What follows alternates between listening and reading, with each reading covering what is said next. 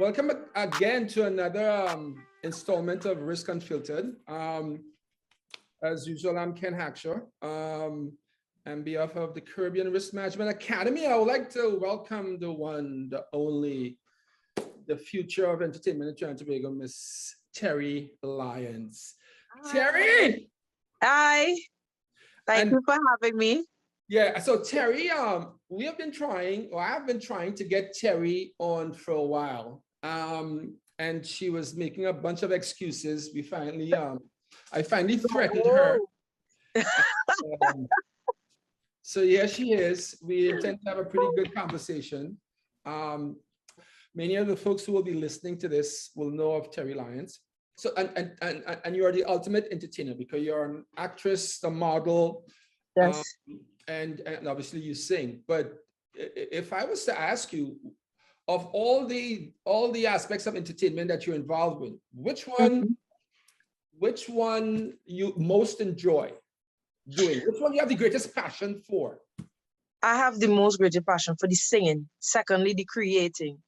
Okay. Not just creating like music, but like designs, whether it's costume, whether it's decorating a house. Once it has to do with creating something and putting stuff together, I love that.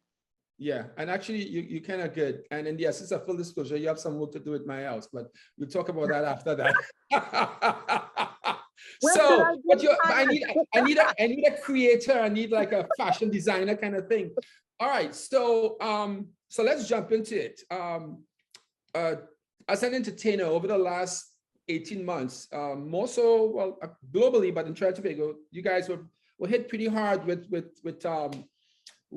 yep. You know, no carnival, no gigs. So how was Terri Lyons impacted, both professionally and personally with COVID-19 and the lockdown? Well, actually, professionally, personally, mentally, financially, and even spiritually. Okay. It's been, yes, it affected all levels. This is not something that, you know, I was expecting. I don't think anyone was expecting. So the sudden lockdown was, at first was like, you know what, after a month, it's all going to go away. But seeing after that, the lockdown continued for a good set of months. And being a creative person, not being able to, you know, get everything out of here into the studio, it started to affect me differently. I'm not going to be like the artist and ball, you know, like, yeah, I was good, I have life. Yes, I thank God for life, but I also want to work. Yeah. And especially when you're passionate about something, and that is what you're doing. When you love doing what you do, yeah. Being kept away from it, it not only impacts you physically and financially, mentally, it does a lot. Okay. So how did you treat with that? So what did you do so that you didn't go crazy and that you didn't go broke? How creative were you into continuing to ply your trade in the entertainment space? Well, being the person that I am, once my back is against the wall, my brain reacts quickly. Okay. Right.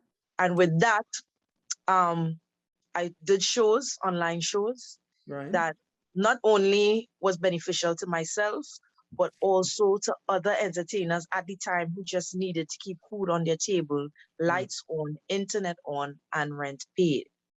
So with that also, being inside also did a good for me, because ideas and stuff that I always wanted to do, I started working on it. This gave me the time to start working on it and taking that seriously also. So besides the singing, I ventured in other stuff that has nothing to do with singing, but stuff that I always was passionate to have, businesses on the side.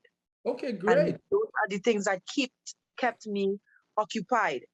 Right. I mean, yes, it was a lot of work, and yes, I was restricted in certain avenues, but at least it gave me the time to work on those part of Terri Lyons, the brand, because it's not just singing. Well, that's what I'm sure. So I'm going to use some big risk words. So what you actually did was you diversified. you got into other things, right? Of course. Right. So since it is a sort of like risk theme or entertainment risk conversation we're having, we'll go along those lines. So, and if I remember correctly, you were one of the first artists to begin the online shows, the virtual virtual performances. shows. And actually, first of all, I was successful too. Was it successful? Yes, it was very successful. Yeah. Thank you to the team of WAC. It was great. We went into it not knowing how would it pan out because, you know, we so accustomed with that personal interaction with crowd and everything that doing this online, we was wondering, would they tune in? Would they play? Would they? But everything came out great. So after that, I continued, not with myself, but with other artists. And I also registered my own show, which is called Calypso Fest. My own company. Right. Brilliant. So I do my own, Yeah. Okay, so let's stay with that whole diversification and growth theme around entertainment. If you were to, so let's say the Honorable Minister of Culture calls Terri and says, Ms. Lyons, give me some advice so that not if, we are going to have another pandemic. It may not be as bad as this one, hopefully, but there are others to come. So he says, Ms. Lyons, give me some ideas to mitigate the impact to artists like yourself if this was to happen again. What should the decision makers, call them the government, how can they help to ensure that it's not as impacted if and when this was to happen again? What advice would you give to the concerning culture? Well, first of all, concerning culture, you first have to understand how important culture is to that country, because there are a lot of people that can hold positions but not connected to the culture, because there are a lot of people don't take what we do as work. They watch it as a hobby. Even the banks, they watch it as a hobby, right? Yeah, they do, because I've experienced this myself. It's not like a job. It's not like a real job. It's a understand. There are a lot of things that they haven't put in place for artists, for instance, like NIS and these stuff. There's a lot of things that they haven't put in place that we need and that we are asking for. So first, before we even start with, all right, you could do this kind of show or you could do this kind of show, we need to bridge that gap first. We have to have a conversation of, let's get the business side of it done properly and understand the culture, because a lot of them don't. But Terri, isn't that part, well, the person, the entertainer themselves have a role to play in there, because like yes, they do. I mean, you understand and probably credit to part of your management team, but you have now a structure around you, right? So all of these things you're talking about, but many of your fellow artists don't. They still treat this thing like a hobby or a part-time thing. So well, true, because how it was structured from the start is in the beginning, there were a time where dancehall would play more than soca. We don't have an industry. First of all, for this thing to survive properly or to make the revenue that it can make, we have to make this, our culture, an industry. Right now we have a festival, hence the reason why persons will just treat it as a hustle to see how much money they can make within the 3 months, because if this is our job, our 8 to 4, it don't start at 8 and finish at 4, but our 8 to 4, I'm just using. And we only have 3 months in our own island to gather up a certain amount of money to pay the same bills that everyone else for the rest of the year. And according to how you live, your expenses is a lot higher. I'm not saying you want to live lavish, but if you have a big house, it is a lot to maintain a house. Okay. All right. So staying with that. All right. So there's a part the organizers can play to help move the soca Calypso space forward, there's a part that the entertainer performers themselves need to do, right? Okay. Yeah, all right. true. Right. Okay. So let's move along that continuum for a second there. So the 3 months, and I think you're obviously referring to the carnival period in Trinidad, right? Okay. So some folks will suggest that, okay, but there's literally, outside of COVID, a carnival in another part of the world almost every month, right? But then again, that's only a select few. That is only a select few. So what can be done if, again, going back to the suggestions that if the advice you can give to the minister, what would you suggest as something that could be done the rest of the year whereby you guys could be gainfully employed? Because the government can't just be putting on shows. So there must be something in place. Yeah. First of all, every year or every 2 years, there's a country somewhere that starting carnival somewhere. And if we are the mecca of carnival and in the Caribbean, this is where it comes from. We can also like license, like if they, like say for instance, I have a country and I want to throw carnival for the first time. I want to start it there. I must go to the heads, and the heads is Trinidad and Tobago of the Caribbean. Yeah. You understand me? So that revenue back. You understand me? We have to. That's why I say, other than throwing shows, because throwing shows is just a one-time thing. Yeah. So maybe we have to make it consistent, something that has a strong hold. Yeah. Okay. Well, that's one part of it. So let's bring it back to Terri Lyons. So you're in Trinidad now. I imagine that you have plans to come out to North America pretty soon, yes? Because this is where the action is. Almost everybody and their grandmom now, by way of entertainers, is out here. So how do you then? So earlier on, a little bit earlier on, we were talking about diversification, and you would have started getting involved with other things, right? So I'm gonna use another risk term, which is called like business continuity. So if you are, so let's say you have a couple other businesses that are thriving, right? And you are the owner of this business, of these businesses. So and you have to travel to perform. Just as you would have put a good team together, do you have folks that you could bring around you that could continue to assist you in growing the other types of businesses you may be involved with while you're traveling, performing? Or is that something you're now planning on doing? Because you have to get there.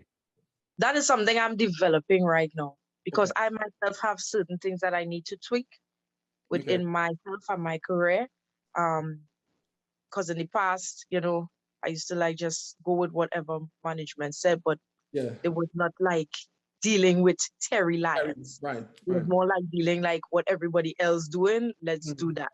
Right. So with this now, I am now collecting those minds together, because to me, in order to be a part of, they call it that circle, you all have that have to have that same drive and understanding. Yep. Agreed. If we dip in, we dip together. Yeah. If we strive in, we strive together. Yeah. We have to understand that is going to happen. So yes, I am right now in the process of getting this team, like a tight, not just a team, but a strong team, trustworthy team. And so even in that, going back, using this risk term, again, the greatest risk to any organization is its people, its employees. Yes, those are the ones who will fail you or steal from you. It's the ones who are close to you, know what's going on. Yes. And it matters not if you are Terri Lyons organization, doesn't matter, Inc. or Ansa McCall, or the greatest risk are its people. Yeah. Yep. So before you start hiring, I'll volunteer my services and I'll do the interviewing. And I can interview, right? And they have to dress the part. You ain't coming and have no conversation with me with no shorts, although I probably do have. But virtual or otherwise, rep yourself. Yeah. So, so to that end, So we are now in October, no, we're in August, going into September. In August, today's the 27th. There's no, although the government of Trinidad and Tobago hasn't pronounced, and this is it, it appears that there's no Carnival 2022 for the most part. It doesn't appear that we will have a Carnival 2022. I mean, it's still up in the air, but the way how it's looking, it's not. Yeah. Okay. So then, by way of diversification and growth for Terri Lyons, if there's to be no Carnival, what are you planning? And you have to give out details, but you are constructing some plan so that you could continue your business and your growth. Yes. Yeah. Yes, I am right at this process. Okay. Well, so as a risk practitioner, business person, you have to like stop thinking and planning and start doing. Eh? So are you doing or are you still planning? No, I'm doing. Brilliant. And planning at the same time. All right. But you have, as I said, we're going into September, another 3 months, the last quarter of 2021. Wow, 2021 is done. And getting into 2022. So whatever planning you need to complete, you have to just identify a day to execute, right? So by the time, January, God willing, 2022 rolls around, you already left the starting block. So now okay. So that's part of your strategy. That's part of your plan. That is part of my plan, and that is what you just advised to me for free. Thank you. So, all right. So you're still planning. There are some stuff that you already would have executed. Okay. Yes, because there's like about 3 different projects. Oh, you have any space for someone like me to get a little gig? And then she's batting her eyes. Yeah. So let's come full circle now back to what you do for a living. What is your 9 to 5 or 8 to 4, as you say, right? Entertainment. And I must ask this. Actually, if you are asked, okay, Terri, you need to do, who have you not done a collaboration with in the music space that you would like to do one with? One of the persons is locally, Marshall, foreign, Rihanna, and I also like to act. I always want to do something with Tyler Perry. Oh, okay. Be careful what you wish for, I don't wish, I ask. Speaking to the universe. Okay. Yes. But you have interacted with Marshall musically. Yes, I have. Okay. All right. Brilliant. So, and I think you said singing, but you are multifaceted when it comes to singing. So you could sing multiple genres that I do know of you. Yes, I do. Obviously, Calypso soca is, I would assume, is your favorite.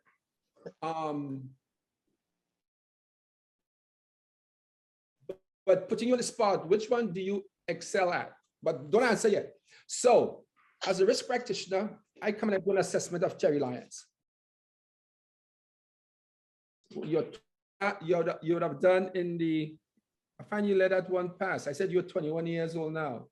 You agreeing with that? If you wanted to go down lower, you could say 19. So why not? If I'm doing a risk assessment of Terri Lyons, I will look at all that you would have done in the past, that which was most profitable to you, that which was more risky, what will be more risky going forward. But that's me doing an assessment of you. So having completed that, I come to you and I said, Terri, I know you sing soca, I know you sing Calypso, but given where the world is going, and this is kind of what factual that I'm sharing with you, there's so much uncertainty, so much volatility, in the world now, COVID going beyond. Normally, I would say post-COVID. We'll never be post-COVID. That is yet. So, and I said to you, you hired me to do a risk assessment of Terri Lyons. And I said, Terri, having done a deep dive, you have to pick one of the two to continue to be successful. You cannot. And actually, so let's bring in some risk management. This is what we call scenario analysis, meaning what if, right? So it is like, as hypothetical or as strange as it sounds, it helps with future proofing Terri Lyons. It's like, okay, what if you can't do both and you have to pick one? Which one will it be? Think it seriously, because if you are me to be your risk manager, these are the type of conversations we will have. When we sit down and we go through a lot of possibilities, hypotheticals, and plan to treat with that. So you're now faced with this dilemma. You cannot do both. You have to pick one. This is hard. Sorry? I said, this is a hard one. Oh, I know. I mean, I was always asked which one I rather, but not so intricate, because you see, they both have situations behind it. With Calypso, I mostly succeed because they have competitions. Right. And that you win. Right. And so we forgot to... and that's it, because outside of that, like, all right, if I have to go to Miami or these places for shows, there's nothing in place for Calypso. Okay. That's but you're it. making an argument for selecting soca over Calypso, you know. Yeah. So I know, but that is why I do both, because I love both. You can't. You just hired me to be your risk manager. And I'm saying to you, suggesting, okay, you just can't. The data shows you cannot do both. You have to do one. Which one would it be? Well, with limited of shows with Calypso, the soca, you will let me pick. You will make me pick the soca. All right. Okay. And by the way, we neglected to stipulate, when I introduced you and when you introduce yourself, you are the reigning Calypso Monarch of Trinidad and Tobago. Yes, I am. Yeah. You know, campaigning and for oneself is a good thing. So put it out in the public there. Let it be known. Right. All right. So that's one hypothetical, one scenario. If you have to pick one, but if Calypso was as profitable as soca, and the same question is asked of you, Terri, yeah, you have to pick one. You make the same amount, so the profit margins are the same for both. Yeah. Which one would you pick? I think I would go with the Calypso. You would go with the Calypso. Do you enjoy? Yes, I do. I mean, more than, is that more of a natural fit for you, or? I would think so. Yeah, it has been a more natural fit for me. Okay. But then I'm a person who don't like to be in a box. Yeah. That's why you keep expanding that house you have. Yeah, I know. So, but no, that and so I'm a huge advocate into stepping out of your comfort zone, because once you get comfortable, you get complacent. Yeah. Well, if you're talking about stepping out of my comfort zone, yeah, I would pick acting over both. Oh, now we're getting somewhere. I will. Well, is it because does that come? I would turn on Will Smith in the morning. Well, is it because you think it might be more profitable, or is it something that you enjoy? No, it's something that I actually really enjoy. I love acting. Yeah, and you have done I think you were, what's the name of the last movie that you were in? Queen of Soca, No Soca, No Life. Right. And also I was that was in 2017. I was in New York, and I sent in a request to find out how to go and audition for Tyler Perry. Okay. But by the time they answered me, I was back in Trinidad. And so there are flights, not boats, but there are flights going back and forth. You can get but I got it too late because I couldn't get back, because that time I was wearing blue hair and they just liked the look. So they was like, could she come in? Is she around now? And I was back, and they said, no, she don't live America. She's Trinidad. And it's like, oh. It's like, so that was, but I said, you know what? Yeah, when you back up here, when you come up this time, try it again. Yep. Because you do and again, for the folks who don't know, Terri does act. She's an entertainer, which spans multiple genres of entertainment and music. How can Terri, or what can Terri do that she has not done to take Terri Lyons further? Choose your words carefully. What have you not done as yet that, as you're sitting here and contemplating that, as we're having this conversation, what do you think, what else, or what else can you do to take Terri Lyons further in the entertainment space? And let's stay with Calypso. Let's stay in the singing space. So what to take me to that next level, yeah, other than a great team, I need to get my face more with my music, because there are a lot of times I will release music and they will think it's Destra. Yeah, because the song that I have with DJ Private Ryan, people who close to me who live away. Big up Ryan, General Ryan. They were like, they said, so Terri, what you release? I said, well, I released a song with Private Ryan. It's called Can't Take My Joy. They said, send it for me. And I was sending it like, wait, you sing the song? I was like, yeah, you say we know the song. It's like, I thought it was Destra. So in other words, you're suggesting you need a much more robust marketing campaign. More facially, because my voice is out there, but right. Well, yeah. So marries the voice. So like doing a lot of videos will help towards the songs. Music videos for the song. That's one aspect. Anything else? Yeah. That's one aspect. And also when it comes to marketing, my marketing have to get on another level. Okay. Yeah. And I think merging myself with foreign companies like BMI, which I'm doing right now, in order, that is the business side of the music, where because cut don't really collect on our behalf in certain areas. So that's where BMI and these companies comes in. So when you're staying on that with BMI and cut, so if your music, or when your music is playing in another island or here in North America, cut has nothing to do with that. That's something their hands don't reach that far. Yeah. Okay. All right. Interesting. Okay. So from where you sit now today, if we were to design a marketing plan around Terri Lyons to effect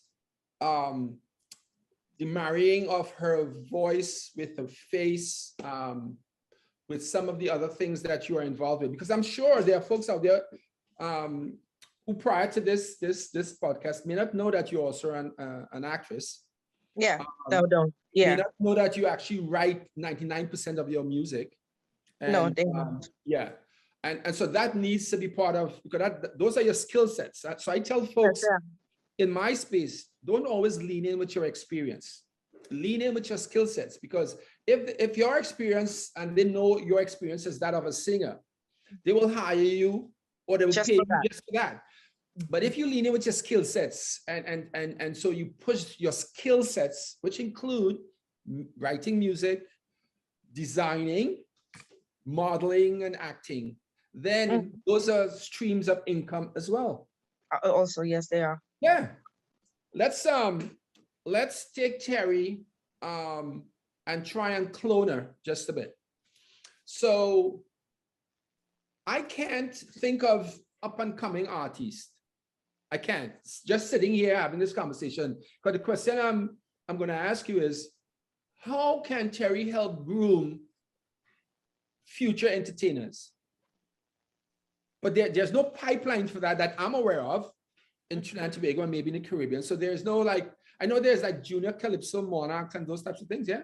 Yeah, but those are just competitions. As I said, there's a different set of connection that has to be made.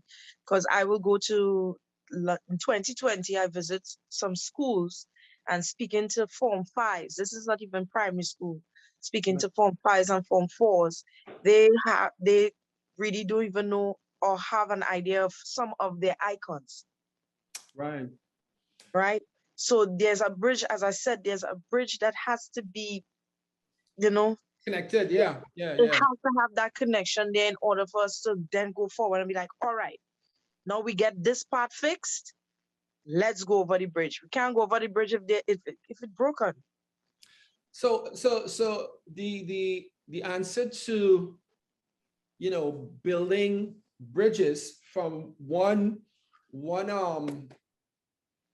cycle to the next, or from so when we talk about you know, the millennials to Gen Z to be baby boomers, the next gen coming up, there's no grooming. So Terri, I just had an epiphany, and maybe part of your Calypso Fiesta company, yes, is to offer some training and guidance and monetize that for a certain age group. Yeah. I know it's true. And I'm hearing cha-ching, cha-ching. That's invoice number 4. No invoice. We'll take some royalties and referral fees from that. But that's a beautiful thing. So I am not just a risk practitioner. I'm a business person, right? So I tell folks, some people call and ask, and you and I would have had some conversations around this. Everybody wants pro bono. Sing for the kids and okay, fine. Unless them kids, maybe it's like 12 and under, I'm not doing, don't tell me come do those things for teenagers and stuff. Because oftentimes they have funding to do that, but they would want you to come and give up your time for free. Right. And out here in North America with businesses, they say, if I come and spend 10 minutes with you, you're not paying me for 10 minutes, you know, you're paying me for the 10 years I've been preparing to do this 10 minutes. Yeah. So whenever they ask you to do a pro bono, they are neglecting that 10, 15 years, Terri, have been doing this so that you could give them a 10-minute free. Just bite me and spit me out. That and a green donkey you're not seeing anymore. Now, that said, part of the Academy's mandate is to develop more risk intelligence students, Form 4 and Form 5. So that we will do. But what I'm suggesting to you is opening up that pipeline so that you could share your skill sets, not experience, not experience. Share your skill sets with folks coming up. That is something you could probably go, oh, wow, you know, I'm really good at this, you know. Pat yourself on the shoulder. My shoulder is broad enough, too much patting. So yeah. And I want the Tima jacket. It's kind of expensive thing. So anyways, what we do with the Caribbean Risk Management Academy or the Trinidad and Tobago Risk Institute, no one else is doing it. No one else. No one else is doing it. No one, up to and including even this kind of conversation. So this morning I was having a meeting with a colleague of mine, Dr. Karen Hardy, and she has a risk podcast called Flip the Risk, right? Pretty good. And so she has some really brand names, individuals, on the American side, and I have the same thing on the Trinidad side. So in speaking today, she says, Ken, I have to get you on your podcast. And I said, Karen, you know, if you didn't mention this, I was crossing your name off of my list, you know. And then she said, no, Ken, you have to come on my podcast. And then I said, yeah. And then you have to come on my podcast. And so it is interesting when you are first to market or you develop something. So, and that which you have done, and you did that by way of the virtual shows. Yeah. Well, let's discuss then sharing your skill sets for stuff coming up, right? True. Someone in the dance space doing it, and you probably know her, in Trinidad there, where she have these little outlets that people pay to come and learn how to do those things. So yeah. All right. So that's part of your diversification and growing thing. And kudos to you for getting involved. And I'm sure the other businesses that you're building aren't in the entertainment space, right? No, they are not. Okay. So that's like true diversification, because God forbid you wake up and you know, you get laryngitis and you can't sing for like 3 months. You want to know that you have a revenue stream coming in, right? Okay, so we have talked about Terri, future-proofing Terri Lyons, and building constructing a team around Terri Lyons. what does Terri do for fun? This is the thing. I'm an introvert. But actually, Some people believe you when you say that, and when I say that, nobody believes me. Serious. I'm the life of the party, but I am an introvert. There will be a time I just want to be home and I'm by myself and it's quiet. I just like being home. A nice So glass of wine. That's why the lockdown don't really affect me. Like when Let me tell you about that. I love this lockdown. I was like, okay, I've been doing that. It's the not making money part is the so the forgotten rush. It has forgotten rush. So no, but you're right though. Imagine and which is what you started doing when you did the virtual the first major successful virtual show. And so everything that you're building or you're planning now, if I am hired as one of your risk advisors, it will always be with the what if. What if? In big word, we call it scenario analysis. It's like having these hypotheticals that you're a bit more prepared for when things go bad. Go bad. Yeah, because many of us open businesses and we plan things thinking the rain will always, the sun will always be out, always have money to buy things. Yep. That's why many of the businesses will never reopen. No, right? They won't. And it matters not. So what we offer, it matters not if you're an entertainer, a doubles vendor, a conglomerate, a bank, or a furniture store. The principles are the same. Always have that in the back of your mind, that what if. Yeah, because nothing, especially in 2021 going forward, things there are so many uncertainties and so many difficult hurdles to jump that if you don't know that they're there, it's as bad as if knowing they're there and doing nothing about it. So it's more or less whatever you're doing, even if you're not expecting it, you still have to prepare yourself as if something is to come. Exactly. Yeah, exactly. Yeah. All right. So what's next for Terri Lyons? What today's August 20 something. 27. Right. So from August 28th, God willing, to December 31st this year. All things being equal, and as the good Lord will continue to bless you and have you walking above ground, without giving too many details, what's next for you? I know you do travel, yeah? Yeah, other than traveling, of course, my son being a full-time mom. Yes. How's African? He's great, which comes first. In studio doing not only soca and calypso, but I'm also doing other genres. Okay. As we speak, and I'm also working on this project, which was similar to what you were speaking of, under the heading of Calypso Fest, with assisting artists and getting them. Yeah, kudos to you for that, because I know of your outreach to assist artists who are more impacted by COVID than others, and who aren't fortunate to then travel to apply their trade as most of you guys are. So I have a few of my producers, friends that are willing to assist in producing some of these artists. So yes, so it falls under the same line of what you were speaking. All right. Yeah. Brilliant. Okay. So when do you think you might be up this way? Because seeing that you're a designer and stuff, I could think about a few things needs redesigning, but the same time that she's writing the invoice. It's like, see that whatever he's charging me. Touche. Yeah. So Natasha, if you're there, you have any questions for Terri? I actually just wanted to expand on something that you were talking about. There are no appropriate, easy to remember, easy to access songs that you can sing to children.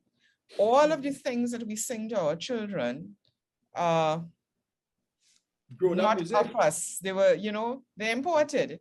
So you're singing, you know, row, row, row your boat and that kind of thing. When our children are young, we should be singing calypsos to them. We should be humming, you know, some popular tunes and so on. So I thought to myself, why doesn't a calypsonian put out a children's book or a children's album? And right now, Terri, that is where I was going. And that is true. Penelope Spencer had a camp called Tipi Tambu for this August, and they taught you like playful, joyful folklore songs. That is what you were looking for. That is not online, but you know, she's an archive herself. So everything, and she taught it to the children, folklore stories, because we don't really have folklore story books. We only have, you know, Jack and Jill went up the hill. So when she starts speaking about the folklore nursery rhymes, I remember my mom used to sing to me some nursery rhymes with two pigtail was jumping up. It's half the folklore fun kids song, you know. When Papa done the licky hand, nobody sang those things to me. Terri, if you produce some snippets of that, post it on YouTube, it will blow. It will just blow. Two pigtail was jumping up. Two pigtail was jumping up. Mashed potato get a jail and lock them up. But I would have to work alongside with Penelope. My mom used to sing those folklore bedtime fun songs. You know, they have Jack and Jill. We had our stuff, but I only remembering. No, but Terri, that is where I was going. When I'm talking about line of succession and to pick stuff up, but they'll need material to do that. Right? Yes, that's what Dasha is speaking to, is having that material at hand. So whether it's a YouTube, some YouTube stuff, but you have to monetize that skill set of yours, right? So it's doing, if it's putting it in a format that it could be sold, that's where I was going with that. Right? Yeah. But I don't know most of those folklore songs. I know Gina and Dinah, Where the Lizard Went. And I used to sing that for my son used to like it, my daughter not so much. So, but exactly to Natasha's point, that's where I was going with that. So I'll take it online. It also have to be a harmony. It's supposed to be like a teamwork, because, I mean, just like the same way, a parent have their child for only a few hours than when they go to school, right? Okay. Yeah. And most of their influence comes from school. Now, if you can get most of that influence that is in school to be more cultural, then it would be easy for when they come home for their parents to continue. Yeah. And the essence of full disclosure, when I was in high school in Trinidad and Tobago, Natasha, I think it's Terry's father, Super Blue, taught me how to play pan, you know. Do you remember, Ken? Do you remember even how to play pan? I could hit a good bottle. You could knock some notes. Yeah. And I know one of these songs, and every time I run into him, I'll say, when will I see you again? When will I see you again? Yeah. I was playing a double tenor. Okay. Yeah. But this is what's supposed to be incorporated in school. Instead of teaching them how to learn the flute, you can teach them the notes on a pan, which is even more notes. It's all about but that's how you continue to future-proof Terri Lyons, coming up with these innovations, not just repeating that which was done before or what was. No, it's these innovative, and that's why folks come to the academy, why folks have conversations with us. So Terri Lyons. Yeah. So thank you for taking the time. Thank you for finally coming on Risk Unfiltered, and we'll all meet up again soon. Cheers.